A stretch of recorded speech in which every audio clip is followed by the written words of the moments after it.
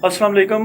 89 HD news की नशरियात में नाजरीन, मोहम्मद इसान चीन आपको खुश आमदीद कहता है। और आज का जो प्रोग्राम है उसमें मेरे जो मेहमान हैं प्रोफेसर नासिर बशीर, वो किसी तारुफ के मोहताज नहीं हैं। वो बहुत बड़े शायर हैं, उस्ताद हैं, कलमकार हैं, मुहक्किक हैं, दानिश्वर हैं। अलगर्ज इनकी शख्सियत के बेशुमार ऐसे पहलू हैं जिन पे बहुत तवील बात हो सकती है।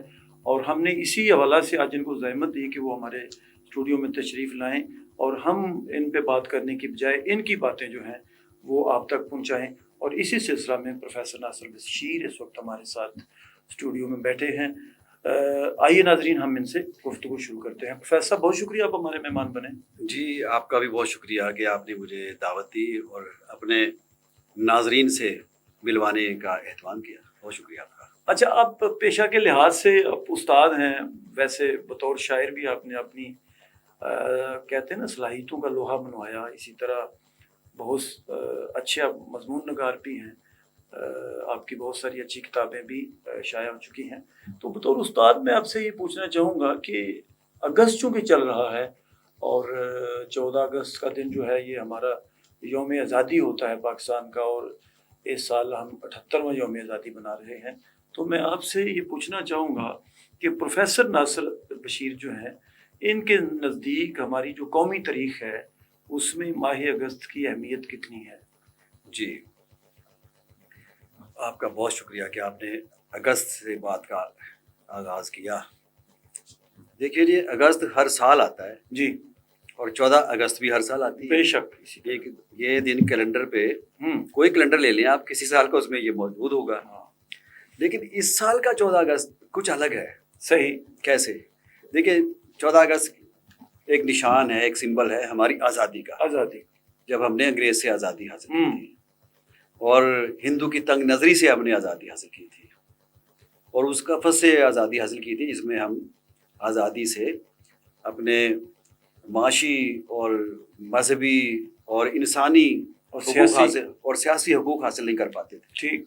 एक तो ये है अगस्त का जी, आज़ादी का निशान 14 अगस्त। अच्छा, लेकिन जी जी, इस साल का 14 अगस्त मैं आपसे ये पिछले पूछने वाला था। 78 सालों में जो आए हैं ना 14 अगस्त जितने भी, उनसे अलग है। कैसे? अच्छा, मैं वही पूछना चाहता था कि वो कैसे अलग है, ये मैं बताना चाहता हूँ कि ये पहले हम इसे मनाते थे बतौर यौम आज़ादी, जश्न आज़ादी के तौर पे बनाते थे। ठीक। इस साल ये जश्न फतह भी बन गया है। फतह भी बन गया। जो कैसे?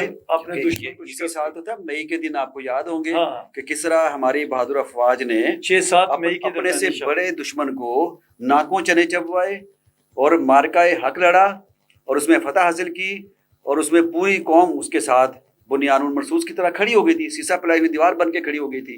तो अब हमें मुसलमानों को, बल्कि यूं कहिए कि पाकिस्तानी मुसलमानों को, पाकिस्तानियों को, और यहाँ जितनी भी कौमें रहती हैं, चाहे उसमें हिंदू भी हों, सिख भी हों, ईसाई भी हों, जितनी भी अक़लियतें भी हैं, उन सबको अब सही मानों में एहसास हुआ है कि हम आज़ाद हैं और हमारे सब्ज पासपोर्ट की कुछ इज्जत में भी कुछ बढ़ोतरी हुई है, रिस्पेक्ट, और ये हमारी बड़ी दुनिया। और अब हमारे जब पाकिस्तानी किसी मुल्क में जा रहे हैं तो वहाँ के वो किस्से सुनाते हैं कि भाई अब तो हमें बहुत दुनिया कदर की निगाह से देखती है, कदर की निगाह से देखती है। तो मैं समझता हूँ कि ये 14 अगस्त एक नया लगता है कि एक नई आज़ादी हमने हासिल की है। आज से नौ एक सफर शुरू हुआ, मुझे तो यूँ महसूस होता है। अच्छा, ये कहिएगा कि आप चूँकि लेक्चर देते हैं मुख्तलिफ दरसगाहों में और ज़ाहिर बच्चों से बड़ों से आपका रब्ता रहता है, तो इस अगस्त में आपकी ज़ाती जो मसरूफियात हैं वो कैसी रहीं? चूँकि आप शायर भी हैं, तो इस तरह के जो यौम आज़ादी के हवाला से, जश्न आज़ादी के हवाला से जो मुशायरे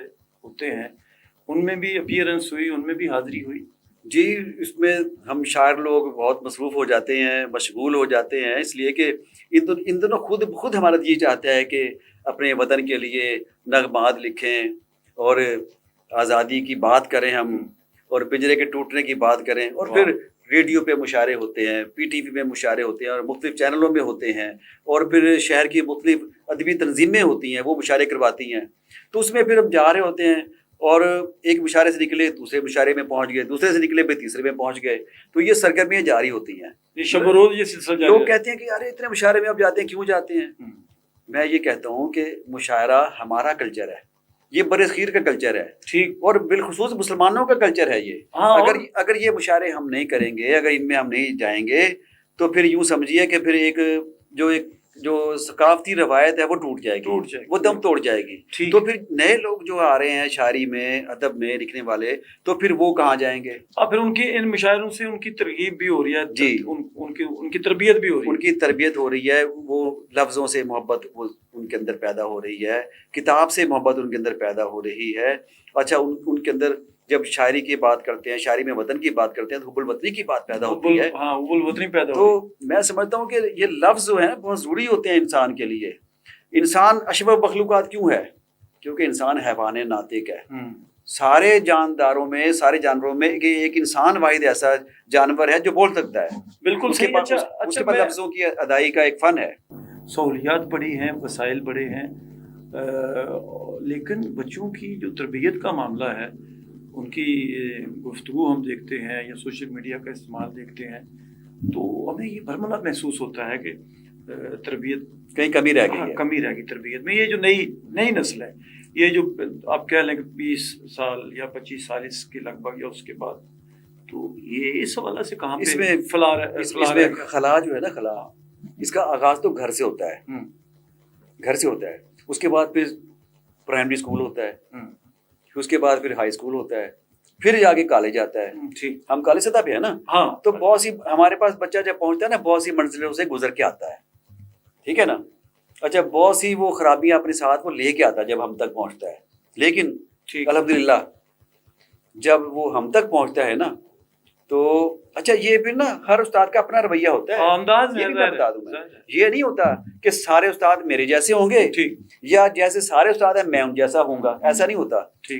بعض اساتذہ ایسے ہوتے ہیں کہ بچے ان کے گرد رہتے ہیں ہر وقت.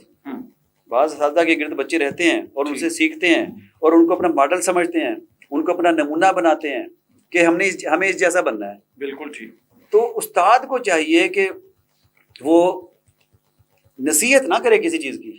مثلا میں کبھی بچوں کو یہ نہیں کہتا کہ بچوں سچ بولا کرو, میں نہیں کہتا. آپ سچ بولنے کی کوشش کرتے ہیں. میں ان کے سامنے سچ بول کے دکھاتا ہوں. کسی بات پہ کوئی واقعہ ہوتا ہے, پھر میں سچ بول کے دکھاتا ہوں. اچھا, میں یہ نہیں کہتا بچوں دیانتداری کرو, میں انہیں دیانتداری عملاً کر کے دکھاتا ہوں. کوشش کرتے ہیں کہ دیانتداری سے پیش. کسی کے پیسے گرے ہوئے مل گئے ہیں, کسی کی کتاب رہ گئی ہے, تو میں وہی وہ کوشش کروں گا بچوں کے سامنے کہ یہ تلاش کیا جائے یہ کتاب ہے کس بچے کی, اس کو واپس پہنچائی جائے. اگر اس کا موبائل رہ گیا تو اس کا موبائل تک پہنچایا جائے. تو میں سمجھتا ہوں عمل سے جو ہے نا بدل سکتے ہیں آپ بہت. میں الحمدللہ گورنمنٹ دیال سنگھ کالج میں ہوں آج. تو دیال سنگھ کالج میں 2 پروفیسر ایسے ہیں جو پی ایچ ڈی ڈاکٹر ہیں. اچھا, ماشاءاللہ. جو میرے ساتھ کالج میں پڑھاتے ہیں, میرے شاگرد ہیں. ایک ڈاکٹر رانا فیصل صاحب ہیں, ڈاکٹر رانا فیصل وسیم, اور وہ فزکس پڑھاتے ہیں, ایف ایس سی میں مجھ سے پڑھے ہوئے ہیں. پھر ایک وہاں ڈاکٹر رانا مجاہد ہیں, اردو پڑھاتے ہیں, وہ بھی وی آئی ٹی ہیں دیکھیں, اور وہ بھی وہاں میرے ساتھ میرے کلیگ ہیں ماشاءاللہ. اسی طرح ایک اور ہیں شاہین صاحب ہیں, اور وہ کیمسٹری پڑھاتے ہیں, مجھ سے پڑھے ہوئے ہیں. اچھا, ان میں تینوں میں قدر مشترک کیا دیکھتا ہوں. اچھا, یہ تو میرے کالج دیال سنگھ میں ہیں. کچھ ایسے ہیں جو مختلف کالج, لاہور کے مختلف کالجوں میں ہیں اور مختلف شہروں میں بھی ہیں. ان میں نے قدر مشترک کیا پائی. مجھے جب یہ لوگ ملتے ہیں نا, تو مجھے دیکھ کے یہ اطمینان ہوتا ہے کہ جیسی تربیت ان کی میں کر رہا تھا, جیسا میں ان کو بنانا چاہتا تھا, یہ ویسے ہی لوگ بنے ہیں. ویسے ہی بنے, میں انہیں کہتا بھی ہوں. اچھا, ایک دن مجھے اقرار ملا, اقرار حسن اقرار.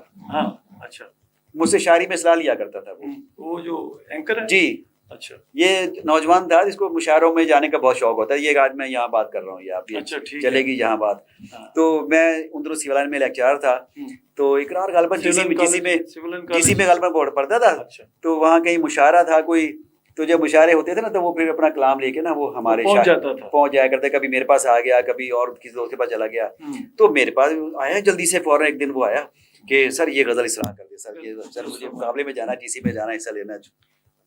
تو مجھے پھر وہ آج بھی یاد آتا ہے, اس کی بے قراری, اس طرح اس کا اضطرار, مجھے وہ بے چین روح ہے, وہ بہت کچھ کرنا چاہتا تھا وہ. اچھا, پھر مجیب الرحمان شامی صاحب کے بیٹے کی شادی پہ وہ مجھے ملا. تو وہاں جب آیا نا, اس نے بہت محبت کے ساتھ مجھے ملا. وہ اس نے میرے گھٹنوں کو جب ہاتھ لگایا تو میں نے کہا نہیں بس کافی ہے. اچھا, میں نے اس کے گال چھوئے, پیار سے تھپ تھپائے, اور میں نے کہا یار, میں نے کہا شکر ہے یار اقرار, جیسا ہم تمہیں بنانا چاہتے تھے ویسا ہی بنے ہو. مطلب کیسا بنانا چاہتا تھا میں, میں چاہتا ہوں کہ بچوں میں درد مندی پیدا ہو، درد پیدا ہو، اور درد کس کا ہو؟ انسانیت کا، بالکل انسانوں کا، غریبوں کا، چھوٹوں کا اور عام لوگوں کا درد پیدا ہو، اور یہ میں اچھا اپنے اب اسٹوڈنٹ میں پیدا کرتا ہوں۔ جاتے جاتے مجھے ایک چیز آپ اپنے پیغام کی شکل میں اس کو رکھنا ہے یا دینا ہے کہ اس وقت جو ہمارا منظرنامہ ہے، قومی منظرنامہ، اس میں کچھ سیاسی عوامل بھی ہیں، کچھ معاشرتی مسائل بھی ہیں اور کچھ معاشی مسئلے بھی ہیں، جس کی وجہ سے تلخیاں یا تناؤ بہت بڑا، اور چھوٹی چھوٹی چیزوں کی بنا پہ ہم ایسی بات کرتے ہیں جیسے ہم کسی بڑے اپنے پرانے یازوی دشمن کے بارے میں رائے دے رہے ہوں۔ یہ بہت خطرناک بات ہے۔ جی آپ استاد ہیں، میں چاہوں گا کہ ہمیں کوئی ایسا فارمولہ بتائیں کہ ان تلخیوں کو ہم محبت میں بدل سکیں اور ایک اپنے ہی حل ہے بچوں اس کو کا، یہ بتا سکیں کہ یہ ہمارے دشمن نہیں ہیں، ایک یہ ہی حل ہمارے ہے اس کا۔ اپنے ہی ہیں، سیاسی جماعتیں بھی اپنی ہیں، ہاں، رہنما بھی اپنے ہیں، ادارے بھی اپنے ہیں، پر تھوڑا سا بالکل، نقطۂ نظر کا اختلاف بس ہے۔ ایک ہی حل ہے اس کا، جی تحمل، برداشت، ٹھیک ہے جی، یہ بہت اہم بات ہے، اسی کی چیز کی کمی ہے اس وقت۔ آپ چاہے سڑک پہ ہوں، چاہے کسی بازار میں ہو، کسی دکان پہ ہو، کسی دفتر میں ہو، تحمل اور برداشت نہیں رہی ہمارے اندر۔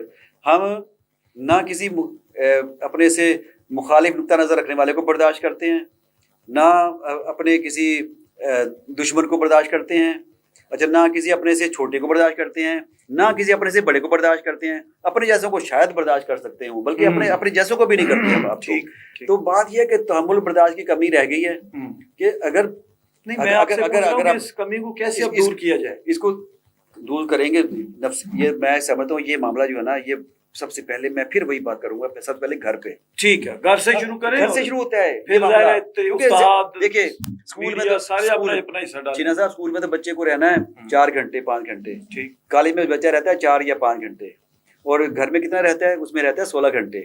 تو وہاں اس کے ماڈل کون ہے؟ اس کے ماں باپ۔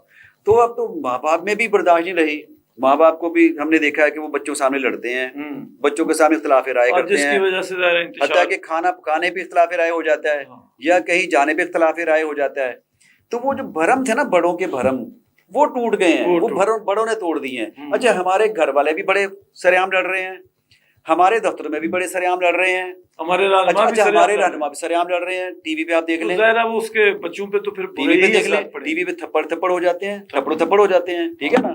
تو یہ جو اگر یہ ختم ہو جائے نا، اچھا بات یہ ہے کہ سب سے پہلے وہ کیا حال ہی کا مصرع مجھے یاد آ رہا ہے کہ تونگر، کیا ایک مصرع اس میں حال ہی کا نثر میں مجھے یاد نہیں آ رہا کیا تھا، کسی قوم کا جب الٹتا ہے دفتر، کسی قوم کا جب الٹتا ہے دفتر تو مسخ ان میں ہوتے ہیں پہلے تونگر۔ کا مطلب یہ تونگر کہتے ہیں دولت مند کو۔ وہ کہتے ہیں کہ جب کسی قوم کی بربادی شروع ہوتی ہے نا، تو سب سے پہلے اس کے امیر لوگ خراب ہوتے ہیں۔ بالکل، مراد یہ ہے کہ بڑے لوگ خراب ہوتے ہیں۔ جب بڑے لوگ خراب ہو جائیں گے تو نچلے تو ان کو ماڈل سمجھتے ہیں، اثرات آئیں گے، ماڈل سمجھتے ہیں، ماڈل۔ تو پہلے بڑوں کو ٹھیک ہونا چاہیے۔ بالکل ٹھیک ہے نا۔ ابھی آپ نے ہمارا جو مسئلہ ہے وہ حل کر دیا کہ بڑوں کو پہلے ٹھیک ہونا پڑے گا، بڑے چاہے گھر کے ہوں، بڑے چاہے درسگاہ کے ہوں یا میدان سیاست کے ہوں، بڑوں کو پہلے ٹھیک ہونا پڑے گا اور چھوٹے پھر آہستہ آہستہ ان کو دیکھ کے ٹھیک ہو جائیں گے۔ ناظرین، یہ تھے پروفیسر ناصر بشیر، ان کی گفتگو آپ نے سنی، اور ان سے بات کرنا ایسی ہے جیسے وہ چونکہ شاعر ہیں تو مجھے منیر نیازی صاحب کا ایک شعر یاد آ رہا ہے، خیال جس کا تھا مجھے خیال میں ملا، مجھے سوال کا جواب بھی سوال میں ملا مجھے۔ ان سے بات کرنا بہت آسان نہیں ہے، بڑا مشکل کام ہے۔ تو میں امید کرتا ہوں کہ میری جو ان کے ساتھ گپ شپ ہوئی پروفیسر ناصر بشیر کے ساتھ آپ کو اچھی لگی ہوگی، اور انہوں نے پروگرام کے اختتام پہ جو آپ کو میسج ایک دیا کہ یہ جو انتشار ہے، عدم برداشت ہے، اس کے جو معاملات ہیں یا عوامل ہیں وہ گھر سے شروع ہوتے ہیں، اور اگر ہم نے ٹھیک کرنا ہے تو گھر سے شروع کرنا پڑے گا۔ گھر کے بڑوں کو پہلے ظرف کا مظاہرہ کرنا پڑے گا، پھر باہر کے جو بڑے ہیں، وہ سیاست کے بڑے ہوں، وہ دفتر کے بڑے ہوں، وہ جہاں پہ بھی بڑے ہیں ان سب کو تحمل کا مظاہرہ کرنا پڑے گا، اور پھر چیزیں آہستہ آہستہ بہتر ہو جائیں گی۔ مجھے میرے مہمان پروفیسر ناصر بشیر کے ساتھ اجازت دیجیے، اپنا بہت سا خیال رکھیے گا ناظرین۔ اللہ آپ کا حامی و ناصر ہو۔